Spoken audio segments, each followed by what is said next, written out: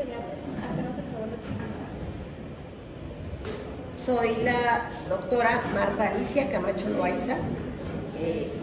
Soy maestra universitaria jubilada, historiadora, obviamente, y pues represento una organización no gubernamental por los derechos humanos, por la lucha por la presentación de los desaparecidos por cuestiones políticas aquí en Sinaloa. Esta organización se llama Unión de Madres con Hijos Desaparecidos de Sinaloa de los años 70. ¿Dónde nació? Nací en Culiacán, Sinaloa. ¿En qué año nació? En 1955, tengo 68 años. ¿Qué estudió? Pues mi primer carrera, yo estudié la licenciatura en Economía, luego la licenciatura en Historia, maestría en Historia, un doctorado en Psicopedagogía y Desarrollo del Potencial Humano, y tengo otro doctorado en Gestión Educativa. ¿Cómo se siente al respecto de tener este gran reconocimiento? ¿Cómo se siente usted? ¿Qué piensa acerca del reconocimiento que usted posee? Siento que es un avance con respecto al estado de las cosas, porque finalmente, después de 40 y tantos años que estamos en esta lucha ininterrumpida, finalmente el Estado reconoce, y lo principal es que reconoce que fue el Estado quien perpetró estas desapariciones, y no únicamente fueron desapariciones, fueron ejecuciones extrajudiciales, e incluso hay compañeras que fueron desaparecidas, obviamente por el Estado mexicano, que iban embarazadas, y a la fecha no se sabe de los bebés que ellas tuvieron. Algo diferente o similar al mismo tiempo con las desapariciones que se dan en la misma época por los mismos motivos en varios países, principalmente en el Cono Sur, en Argentina específicamente. En Argentina se creó la Organización de las Madres de la Plaza de Mayo, pero luego surge la Organización de Abuelas, aquellas madres de hijas o hijos desaparecidos que iban embarazadas al momento de la desaparición. Ellas buscan a sus nietos. Actualmente tenemos ya en Argentina 133 o 134 nietos recuperados. Sí, todo esto es a través del ADN y triste y lamentablemente esos bebés fueron sustraídos, o sea, la mamá pues daba a luz, y por lo regular los militares se quedaron con esos niños en la mayoría de los casos. Otros fueron dados en adopción de manera ilegal, y aquí en México no se ha recuperado ningún nieto. Sí, de los que hubo que también nacieron en cautiverio, sí hay algunos nietos que han sido, pero no recuperados por el Estado ni por la organización, sino por la misma familia. Yo conozco de 2 casos nada más, pero fueron bastantes los casos. ¿Cómo fue su experiencia cuando fue desaparecido? Pues en esa época, pues yo era una estudiante, al igual que ustedes, estaba cursando el último grado de la licenciatura en Economía. Además estudiaba inglés, francés, italiano en el Instituto de Idiomas de la universidad. La licenciatura en Economía también la estudiaba en la universidad, y quien era mi esposo, José Manuel Alapisco Lizárraga, él ya era académico dentro de la Universidad Autónoma de Sinaloa. Él daba clases en la Escuela de Ingeniería Civil y también daba clases en la Escuela Preparatoria Hermanos Flores Magón. ¿En qué fecha fue? La desaparición fue el 19 de agosto de 1977. ¿Cómo fue? Pues yo estaba en casa, me disponía a cenar junto con una vecina. Yo estaba embarazada de 7 meses y medio aproximadamente, y pues de repente llegan varias personas, y que las ubico porque los uniformes eran muy notorios, y eran personas de la Dirección Federal de Seguridad. Esa fue una organización policial que se creó justamente para erradicar cualquier manifestación de disidencia en contra del Estado mexicano. Entonces iban policías de la judicial, de la municipal, incluso tránsitos. Ellos llegan buscando a mi esposo y pues yo les digo pues que no estaba, en esa época no se usaban los celulares y pues era difícil saber exactamente dónde estaba. Pues obviamente nos golpean y esperan la llegada de mi esposo. Al llegar pues se escuchan los tiros, se escuchan, les digo, porque ahí me pusieron en un lugar donde pudiera ser vista desde fuera, vamos a suponer, con esta puerta abierta y yo un poco parada, o sea, entre la puerta y la casa, para ser vista de lejos y él tuviera la confianza de llegar a casa, y pues fue recibido a tiros. A mí me vendan los ojos y me suben a un vehículo, que era lo que hoy llamamos una combi, y allí iban otros compañeros que algunos yo conocía. Esas combis estaban adecuadas sin asientos. Es como que únicamente va el asiento del piloto, el copiloto y todo lo demás quedaba así, de tal forma que perfectamente podían quedar en el piso las personas que eran detenidas. Eran detenciones arbitrarias, detenciones fuera de toda legalidad, no había ninguna orden, no había ningún motivo para ser detenidos. Nosotros pues éramos jóvenes con inquietudes, con objetivos específicos y teníamos en aquel momento, la mayoría de nosotros, y no me refiero únicamente a los jóvenes de aquí de Sinaloa, sino en México. Justo hoy se conmemora el 2 de octubre, que es la matanza de Tlatelolco. Allá también había jóvenes de Sinaloa. Antes no se tenía la opción que ustedes tienen de varias universidades, o en la única universidad pública que existía era la Autónoma de Sinaloa, y no tenía la oferta educativa que hoy se tiene. Hoy se tienen muchas opciones para estudiar. En aquella época se había que trasladar a otros estados para estudiar lo que se quería. Si no se tenía aquí la carrera que el alumno deseaba, pues tenía que irse a otros lugares. Y en este movimiento del 68, que fueron muchos los jóvenes que fueron ejecutados, acribillados, detenidos, todavía después de que pasaron años, en algunos momentos que se han estado haciendo algunas remodelaciones en lugares cercanos, donde actualmente, bueno, donde fue la matanza de Tlatelolco, que es Tlatelolco, que son una serie de edificios habitacionales. Entonces ha habido personas que han hecho remodelaciones, por ejemplo, en la parte de los sótanos, y se han encontrado restos óseos. Obviamente las cifras que manejó el gobierno fueron completamente falsas, y por otro lado los motivos también fueron falsos, y pues nunca se presentó la realidad. En la actualidad, a raíz de la presión que hemos tenido muchos sobrevivientes a nivel nacional, se creó la Comisión de la Verdad. En el periodo de Vicente Fox se abren los archivos que anteriormente eran como archivos secretos, que están en el Archivo General de la Nación y que se supone que se iban a abrir 30 años después.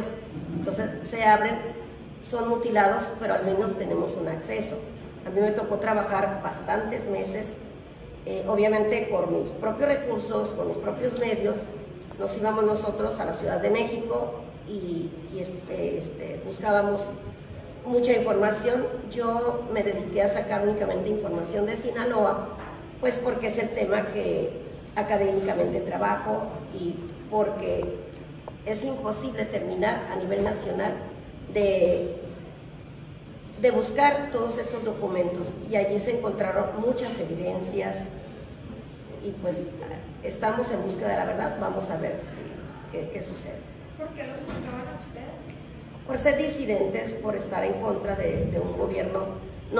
Ustedes tienen las libertades de expresión hoy gracias a la lucha que aquellos jóvenes de los 70, que hoy estamos entre aproximadamente 70 años, 70s, 80s, tenemos compañeros entre esas edades, 60 y tantos, ya casi 70, buscábamos cambios de las cosas. Por ejemplo, la economía. Actualmente la economía ha tenido un impulso en comparación con la economía de los años 70. Creo entender que, pues como esta es una universidad privada, que ustedes deben de tener un estatus social, económico, medio alto. Sí, pero pensemos, por ejemplo, en los hijos de campesinos, hijos de albañiles, hijos de trabajadores que sobreviven con salarios mínimos. Es imposible que tengan acceso a esta universidad.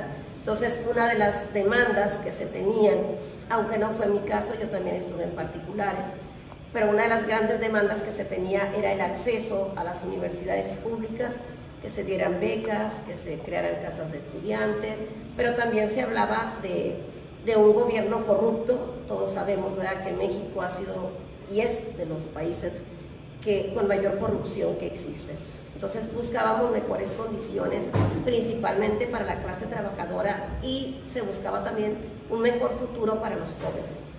Ustedes, aunque estén en escuelas particulares y que sean brillantes estudiantes, sin embargo, cuando ya ustedes salen, terminan su carrera, se van a encontrar que la demanda laboral pues es muy raquítica, en el sentido de que los salarios son muy bajos. Muchas veces los salarios que ganan ya como profesionistas no se nivelan con lo que se está pagando en una escuela. O sea, es más lo que pagas en la escuela que en muchas de las veces, yo no digo que siempre. ¿Cuál es su opinión sobre el progreso realizado en México en la búsqueda de la verdad y justicia para las víctimas de la guerra sucia, y cuáles son los desafíos pendientes? Nosotros justamente fuimos los que impulsamos la creación de esta Comisión de la Verdad, nosotros los sobrevivientes, y en verdad que algunos estamos muy inconformes porque, si bien es cierto, se creó la Comisión de la Verdad, los comisionados fueron seleccionados investigadores. Sin embargo, la inconformidad principal es que yo les invito a que lean ustedes sobre la teoría de los dos demonios. Sí, es algo que se ha llevado a cabo principalmente en Argentina y en otros países. Pues resulta que no únicamente se está trabajando la Comisión de la Verdad con lo que fue la guerra sucia, con las desapariciones. Ahora resulta que también, que yo considero correcto, que también se esté tratando de investigar a través de los familiares de los perpetradores. ¿Quiénes fueron los perpetradores? Pues eran algunos policías, en aquella época existía y existe todavía la policía secreta. Quiero que sepan, muchachos, que todos los teléfonos están intervenidos. El Estado mexicano tiene un aparato gigante. Me tocó estar allí por circunstancias hace muy poco, hace unos meses. Es increíble, o sea, un espacio como esta universidad llena de informáticos que están, y claro, ¿verdad?, hay algunas pláticas que sí les interesa al Estado, otras que no. Nos tienen pero bien controlados. Por otro lado, la pregunta específica, a mí me parece muy incorrecto que nos sienten a la mesa con familiares de perpetradores, porque no es lo mismo. Y recuerdo perfectamente el primer acceso que se tuvo al campo militar número 1 en la Ciudad de México. Allí existían unos sótanos, allí hubo personas y eran detenciones ilícitas. Hubo personas que duraron años. Les puedo hablar del caso de Lucio Cabañas, que fue un guerrillero de Guerrero, maestro normalista. A él lo mataron, y a su esposa, que apenas tenía, creo que 14 años, con una recién nacida, se llevaron a ella, a su suegra, a toda la familia Cabañas Barrientos, pero ella llevaba una niñita de meses, y la niña allí dio sus primeros pasos.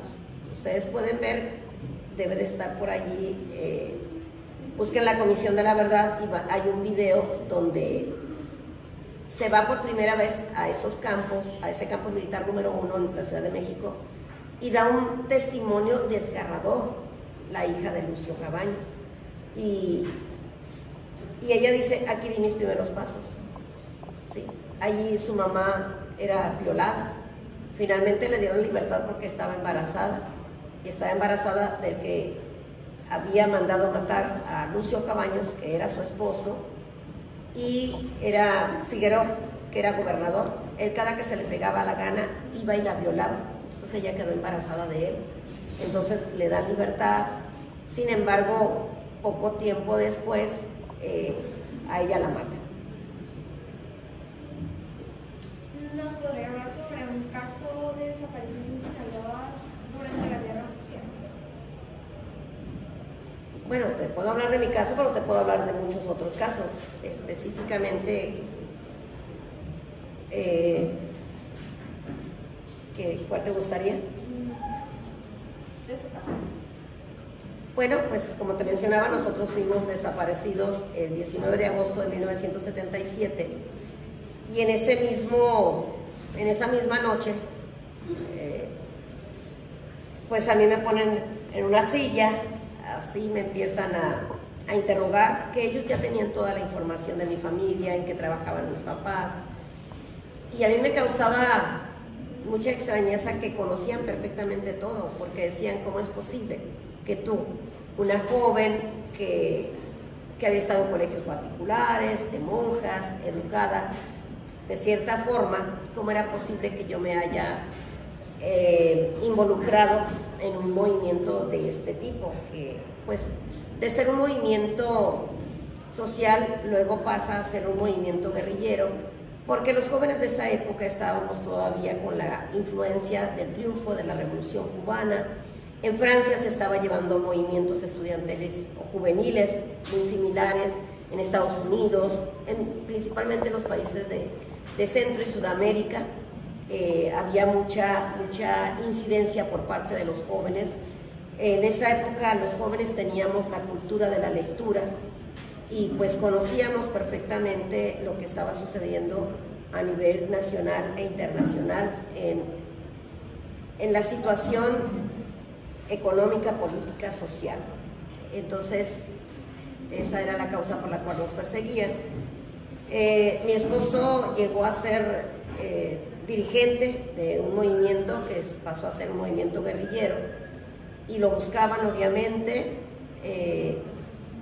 pero volviendo al tema de la detención, a mí me llevan a la 9ª zona militar. Ellos creen que no conozco, pero en esa época Culiacán era muy chiquito. Este espacio y todos los alrededor eran terrenos de siembra, aquí se sembraba. Y Culiacán era muy pequeño, por lo regular los estudiantes nos conocíamos. En la Escuela de Economía éramos, yo creo que unas 15 mujeres, así. Nos conocíamos, la mayoría de los jóvenes, no era tan numeroso, ni había tantas opciones para estudiar como lo hay hoy. Entonces me tienen allí, me vendan los ojos, pero para tomarme fotografías me las quitan. Sin embargo, yo escucho jadeos, gritos, ayes de dolor, y es que traen a mi esposo, lo tiran, lo empiezan a torturar. Ya venía muy torturado, muy ensangrentado, lo empiezan a torturar. Torturas inimaginables, pero para darles una idea nada más, a él lo despojan de su ropa y lo castran en vivo. Entonces a mí me avientan sobre su cuerpo, obviamente la sangre brotaba a borbotones.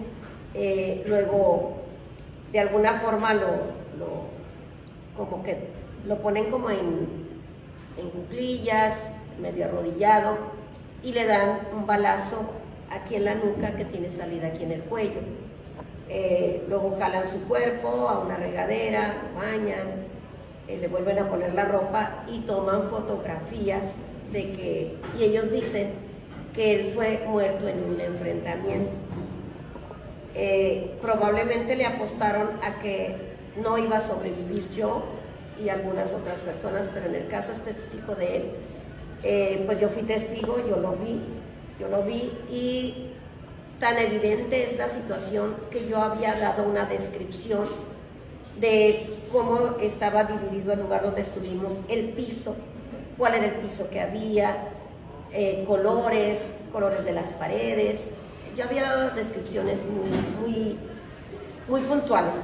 Entonces, ahora con la Comisión de la Verdad, justo en el mes de marzo, viene la comisión y entramos de nuevo a la zona militar. Pues en la zona militar hay un lugar, dentro de la zona que están los lugares donde entrenan, están donde viven los altos mandos, pero hay una casa abandonada y hay un incinerador que ahí incineraban los cuerpos y estaba enmontada, pero tenía cadenas puestas. Es como, vamos a suponer esa puerta, de este lado hacen un agujero, otro en la puerta y encadenan, y todas las ventanas, todo está cerrado. Entonces yo reconozco el piso, reconozco el lugar y les digo, en este lugar estuve yo.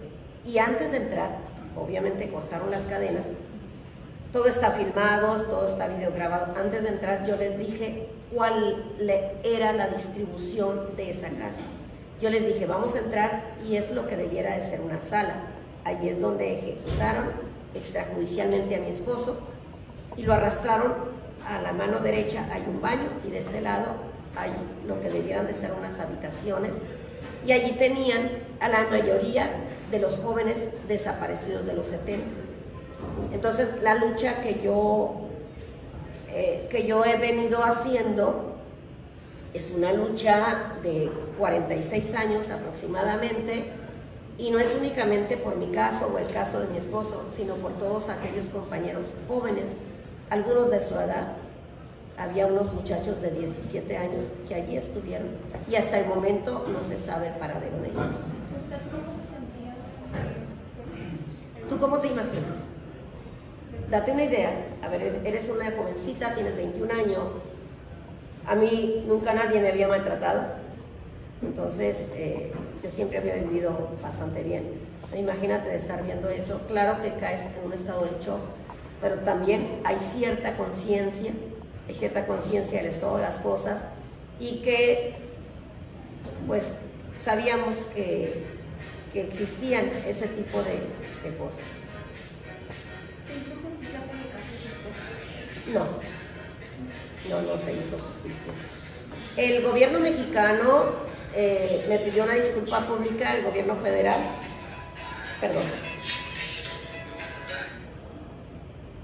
el gobierno federal me dio una disculpa pública el 23 de septiembre del 2019.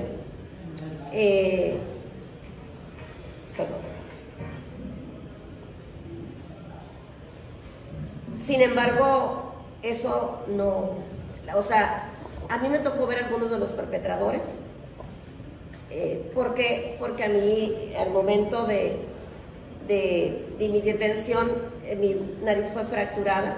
Entonces me seguían vendando, pero ya no la ponían tan apretada. Entonces, como nos tenían en el piso, obviamente yo estaba embarazada y había momentos que me tiraba al piso, me recostaba y por aquí alcanzaba a ver.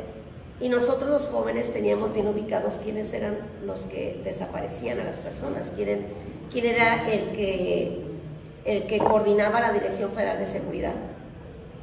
Y pues tenemos, incluso había un médico que iba y hacía un diagnóstico para ver si los jóvenes podían aguantar más sesiones de tortura. Disculpe si la pregunta es muy intrusiva, pero ¿usted sigue conociendo o ha visto recientemente a las personas que hicieron esto? Mira, recientemente no, pero cuando se creó la FEMOS, la Fiscalía Especial para el Esclarecimiento de los Movimientos Políticos y Sociales del Pasado, se les llamó a declarar. Yo en lo personal mencioné, está este médico que está aquí en Culiacán, sé dónde vive, sí, es increíble. Y sigue... Claro, impune, así, aunque la impunidad sigue, no, justicia no la hemos alcanzado. Este es el primer gobierno que nos ha reconocido la culpabilidad del Estado, del gobierno, fue el gobierno, pero el reconocimiento no significa justicia. Justicia es cuando sean juzgados, estén vivos o estén muertos, porque no me parece justo que personas que acabaron con la vida, con las ilusiones de miles de jóvenes, no me parece justo que anden por la vida como si nada hubiera pasado, porque fueron muchas vidas las que destruyeron, fueron muchas familias, fueron muchos niños que quedaron en la orfandad. En la universidad hubo 2 maestros, que fue mi esposo y fue José Barrón Caldera, que fueron desaparecidos, y pues yo me quedo con un niño que todavía no nacía en ese momento, que después en septiembre nació, el 29 de septiembre, justo acaba de cumplir 46. Pero tengo, por ejemplo, mi compañera, que también es una académica, es doctora, ella también tenía una niña, y pues la niña desarrolló diabetes justo por todo eso con lo que vivió, y falleció ahora con la pandemia.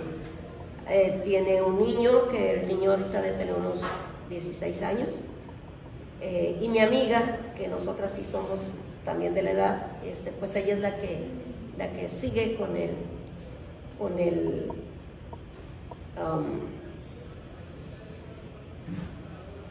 apoyo, o sea, ella se quedó con el niño, o sea, ella, su niño pues estudia, hace las actividades igual que todos ustedes. La vida continúa, pero lamentablemente, en mi caso, mis padres pagaron un rescate, al mismo gobierno le pagaron para que se den cuenta de las corrupciones. Mi papá sí vivían bien, vendieron cosas, pagaron un rescate, salimos mi hijo y yo, pues era un bebecito, pero yo me paralicé la mitad del cuerpo, esta mitad estaba paralizada. Yo no estaba en condiciones ni de amamantar ni de cargar a mi propio hijo. Yo tenía que poner un cojín, ya que regreso a casa de mis padres. Obviamente, a partir de ahí, pues todo tipo de atención médica, psicológica, para poder sobrellevar esta situación. ¿Cuánto tiempo la tuvieron ahí? Me tuvieron del 19 de agosto al 7 de octubre. ¿Qué mensaje tienes para otras víctimas de violaciones o derechos humanos que aún buscan justicia en situaciones similares? Sí, lamentablemente la mayoría de las viejecitas, por ejemplo, yo les mencionaría a doña Chuyita Caldera de Barrón, mamá de José Barrón Caldera, también que era maestro en la universidad. Ella fue la que empezó a buscar, porque su hijo desaparece en el 76, el 10 de junio del 76, y ella es la primera que empieza a buscar, pero luego se da cuenta que hay otras mamás que buscan, que coinciden, y la mamá de un desaparecido, doña Catalina Castro Saavedra, era bibliotecaria en la Prepa Central, y a ella le desaparecieron a su hijo de 17 años, que era alumno del Tecnológico de Culiacán. Entonces, coinciden en las búsquedas, ellas iban a las policías, y como doña Cata era trabajadora de la universidad, se recibe el apoyo de la universidad, de maestros, de estudiantes, en este reclamo, pero todavía doña Cata, doña Chuyita, doña Margarita, la mayoría pues ya están muy grandes. Los jóvenes desaparecidos en esa época tenían edades de 16 a 30 años. Entonces, las mamás en esa época, vamos a suponer que tenían 50 años. Todavía no sobreviven algunas, de 80 y tantos, 90 años, pero la mayoría ha fallecido. Sin embargo, quedan algunas esposas, quedan pues hijos, creo que de hijos de desaparecidos nada más hay 3. Ahí está un muchachito que se llevaron a su mamá embarazada, a su papá y a su tío de 17 años. Ese niño tenía 1 año, se quedó sin mamá y sin papá. Me tocó localizarlo a través de Facebook, tuvo muchas dudas y le digo, búscame en Google, búscame en Wikipedia, me llamo así, mira, me hacía yo videos para que me vieran y confiaran. Y tenemos contacto muy estrecho. Este peregrinar, fíjense que ha tenido más reconocimiento incluso en otros países, que aquí en México, yo he estado, hace unos meses estuve en Washington, se nos dio un reconocimiento también por la lucha. He estado en Canadá, en Argentina, en Chile, en la UNAM, se me han dado 2 reconocimientos en la UNAM, y aquí en la UAS, a pesar de que yo soy académica, no. Por razones obvias, ustedes saben que la UAS actualmente está cooptada por un partido político. Pues son situaciones que no les conviene, porque los estudiantes disidentes, en aquella época los primeros disidentes, buscaban justamente la autonomía universitaria, algo que sí se llama universidad autónoma, pero de autónoma no tiene nada. ¿Qué siente usted acerca de este reconocimiento y qué cree que significa para la justicia en México? Creo que es un paso, pero hablamos de reconocimiento, pero no de justicia, porque no van juntos ni el reconocimiento ni la justicia. La Comisión de la Verdad, ok, está entrevistando a algunos perpetradores, sin embargo, no tiene valor jurídico lo que ellos hablan, ¿sí? Sin embargo, por lo tanto, nosotros queremos justicia. Las madres, desde aquella época, cuando empezaron a buscar a sus hijos, tenían un lema, decía, ni perdón ni olvido, justicia. No podemos olvidar mientras no se les haga juicio. A nosotros no se nos hizo juicio. Éramos jóvenes y fuimos privados de la libertad.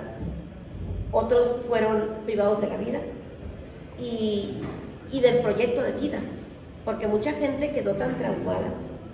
No todos tuvieron las oportunidades que yo tuve. Yo sí las tuve, yo tuve el apoyo de mi familia, que tenía una familia que económicamente estaba muy bien, y claro que hubo oportunidad de llevarme incluso a otros países para quitar las secuelas de parálisis, médicos, pero hay personas que en la actualidad de mi edad que tienen miedo, que trabajaron de obreros, que viven en condiciones miserables. Muchas de las madres que se fueron a buscar a sus hijos se fueron porque habría que hacer, por ejemplo, huelgas de hambre en la Ciudad de México. Se logra una ley de amnistía.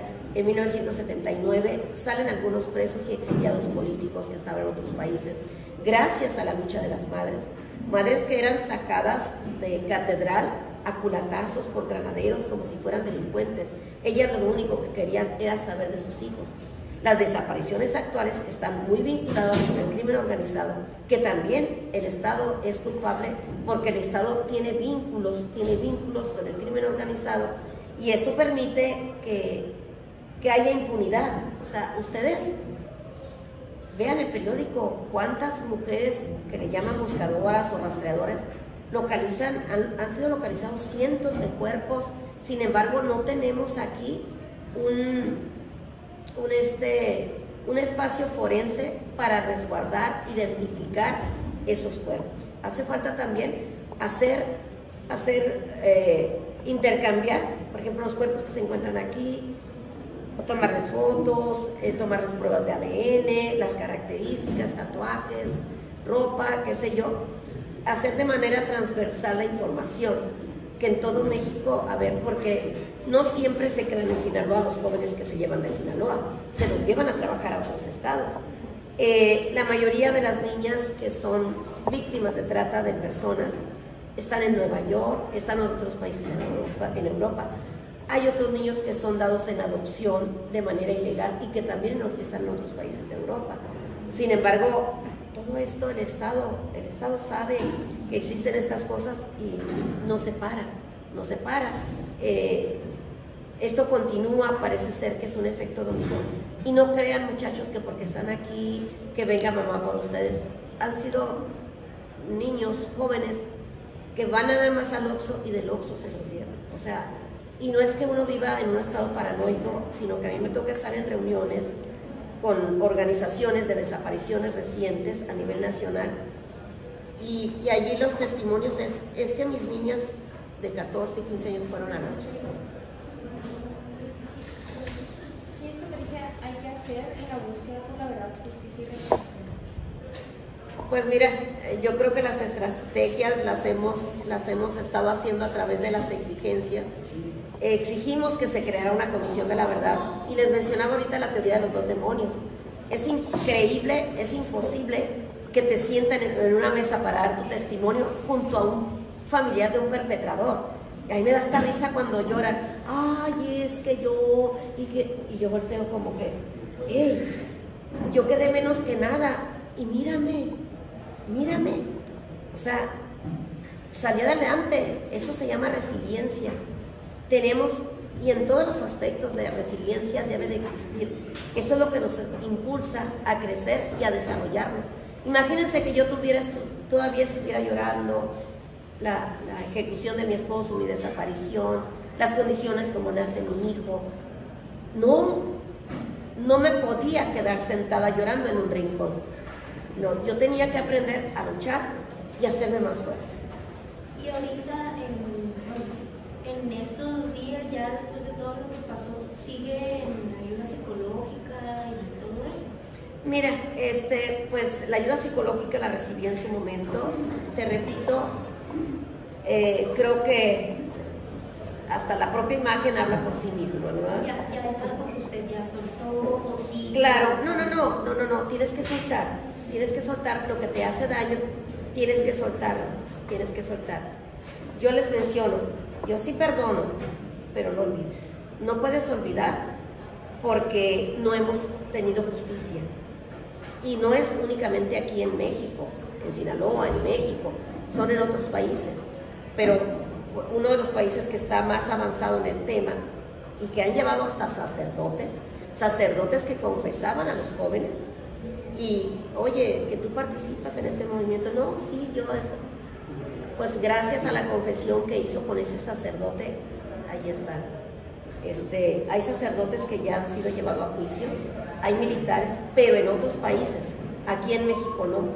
También cuántos presidentes de la República han sido partícipes de todo esto y pues no hay justicia.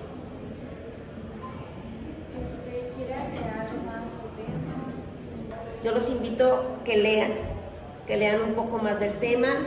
Aquí con el maestro Catarino, si a alguien le interesa el tema, ahondar en este y otros temas, pues aquí estamos a la orden. Y cuantas veces ustedes necesiten, quieran que vuelva a platicar, porque este es un tema que no termina, porque es un tema que está vigente. Mientras no haya justicia, Muchísimas gracias. no hay de qué.